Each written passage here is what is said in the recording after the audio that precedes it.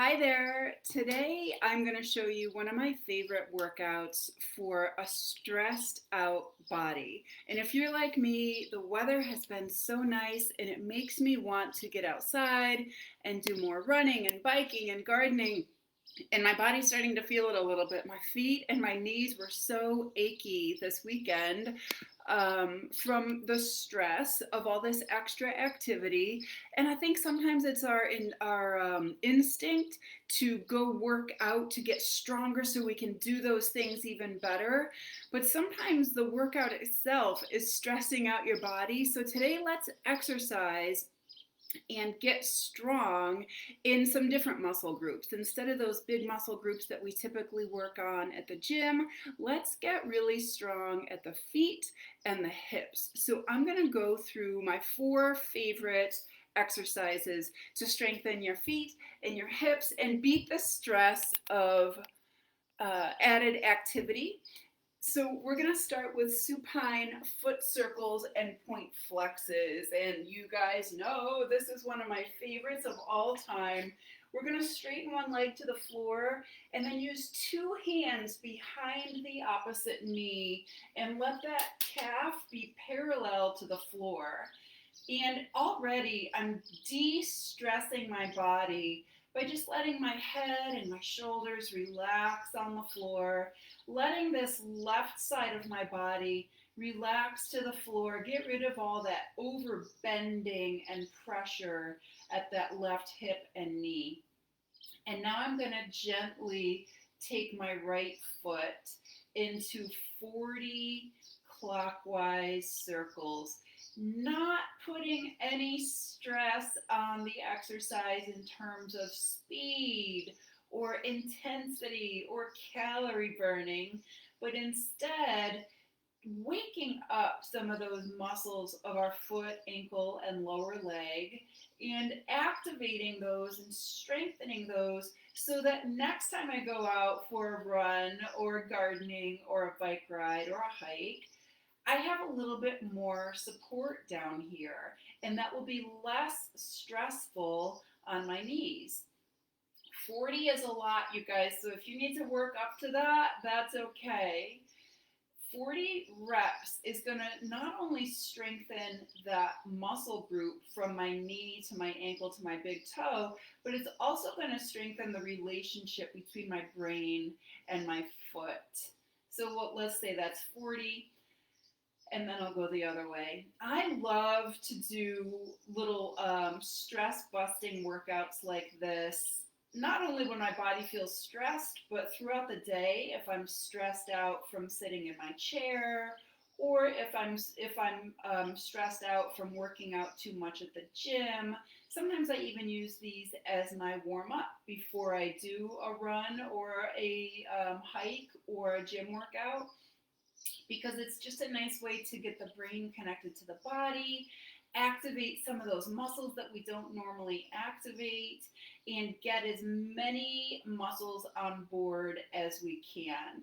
So let's go ahead and finish now with these big point flexes. And if you do these barefoot, you can really let those feet spread out, really let all those tiny little muscles of the toes and the arches get a good workout. So we're de-stressing by taking a break from the quads and the glutes and the hamstrings and the biceps and all those big muscles that we typically like to work out, the big calorie burning groups, the big sexy groups, and we are going deep into some of these little forgotten guys. And I think that's just so exciting and so rewarding and such a great opportunity for us to stay in the game and keep working out and keep getting as strong as we possibly can without putting undue stress on the body from these big workouts that were being sold, or those big workouts that we might have done in our 20s and 30s that now are just way too stressful for our body. Okay, so then I'm going to let that right side of my body take a break, and you can see how my ear, shoulder, hip, and heel are all in a straight line, and that's great anatomical position. Even though I'm lying on my back in a horizontal line, That's that vertical line that we're looking for to support all of our joints properly. So there is some good work happening on the right side of my body, de-stressing some of those kinks that built up from crouching over my yard work this weekend. If you're like me too, you'll notice that one foot's always a little easier than the other. My left foot always kind of has a mind of its own. And I think that's probably because we don't use our left foot when we drive anymore, right? A lot of us don't have a clutch on our car. So our left foot just kind of hangs out while the right foot does the braking and the gas. So we're much more in tune with that right foot. And so sometimes when I take an active right foot and kind of a lazy left foot to my run or my hike, then bad things happen on this whole left side. Whoops, I shouldn't try to talk and circle at the same time. So we're doing 40 circles in each direction and then 40 points and flexes. And again, take your time, go real big, go nice and slow.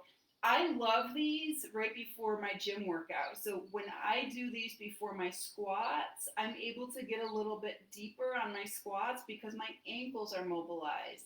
If I do these before step ups or lunges, I find that I have more balance and more power because my feet and lower legs are engaged. When I do these before my hike, I find that I'm a little bit more balanced and nimble as I, hop over creeks or manage over rocks and roots and stuff like that. I also notice that if I don't do these every day, my plantar fasciitis starts to act up, my toe cramps start to act up, and my feet get a little bit more achy. So don't underestimate the value in strengthening these little tiny muscles of the feet. Okay, so let's say that was about 40, 40, and 40. Next, I'm going to have you take a yoga block or a pillow and slide it between your knees. And I'm not doing it the skinny way, I'm doing it the wide way, like that. So nice and wide to keep my femurs parallel to each other. And now I'm going to come up onto one heel and the other foot. So my left heel is up and my right toes are up. And now both at the same time, I'm going to switch. So now I have the ball and the heel, and then I'm going to switch. That was 3, 4, 5. Let's do 40, 6, 7, 8. And this is so important for your coordination, and it's kind of mimicking at my hip flexors and my ankle flexors. It's mimicking proper gait mechanics. And I have seen some crazy gait mechanics, you guys, and bad gait mechanics are not a family trait.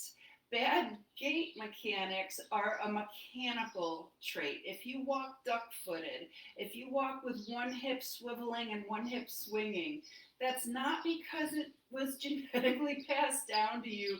It's because you need to strengthen those deep muscles of the hip flexors and the ankle flexors with some of these ridiculous little stress busting exercises like this one. I know that my feet kind of walk away from me, so you can bring those back if that happens to you.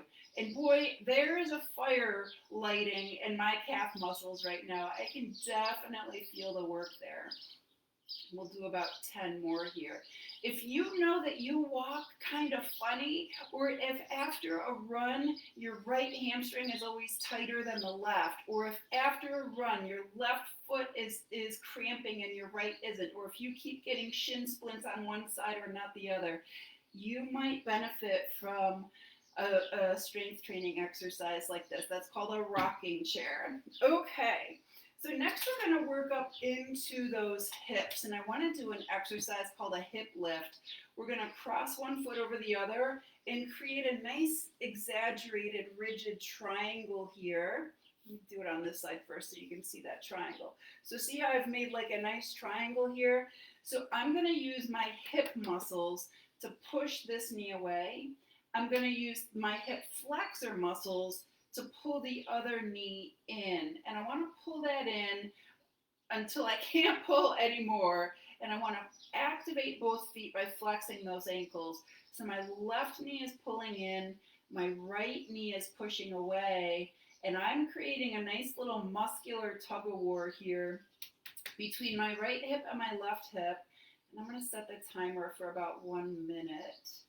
Well, I'll do 45 seconds since I've already been chatting. And then I want you to put your arms at your side and relax the stress from your face and your jaw and your neck and your chest and your biceps and your shoulders while we increase the strength of our hip girdle and our pelvis. If this feels easy, you guys are not pulling in. Oh, there it is.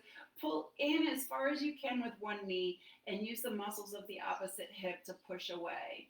So big strength happening here in the hips and pelvis, a little bit in my core, and then relaxing any stress in the upper body.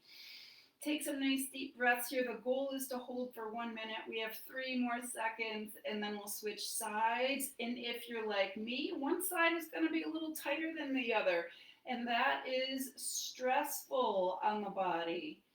Let's go ahead and lift this side. It is very stressful on the body to have asymmetry. If one hip always has a little piriformis thing going on, or sciatica, or one hip is always a little achy, or one foot has a bunion and the other doesn't, that is your body showing us that you have some asymmetries going on, and you probably are going to start compensating. You're probably going to notice that you have some chronic aches and pains on one side of your body and not the other. So this is a nice way to check in with that and balance the strength of your right and left hips, balance the mobility of your right and left hips. Again, if this seems too easy, just pull that right knee in and use the muscles of your left hip to push away. Now, all the time, that was 1 minute. All the time I hear people say, well, I get a better stretch if I pull. Well, we're not doing this to stretch. We're doing this to strengthen. We're trying to strengthen the hip flexors and the hip rotators. Okay, and then one more exercise, you guys, for this stress-busting workout is called the active frog. And so I'm going to just lie here with the bottoms of my feet pressing together and my knees just relaxed out to the side. I'm going to slide my hands right here under my lower back, and just my fingertips are going to be kind of touching my lower back there, just so I know that there's some space in my lower back. We want that natural arch in the lower spine, okay? Never flatten the spine on this exercise. So now I'm going to bring my knees together and let my feet come flat onto the mat without changing the arch in my lower back at all. Okay, so let's push those knees apart, bring the bottoms of the feet back together again. Lower back should not be moving at all. I want the pelvis and the spine to be completely stable while we strengthen the internal and external rotators of the hip, the adductors and abductors of the hip. This is kind of fun to know. You have 6 rotator muscles in the hip joint, and they're all right back here. And when those 6 hip rotators are working equally and in synchrony, you probably won't have any trouble with low back pain. You probably won't have any trouble with knee pain. You probably won't have any trouble with hip pain because you have a strong support of that ball and socket. And another fun thing to know is that we have 3 big adductor muscles that go from the pubic bone all the way to the inside of the knee.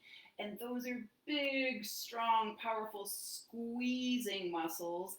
And a lot of times those kind of overpower the femurs. And they get really strong and sometimes they get really tight.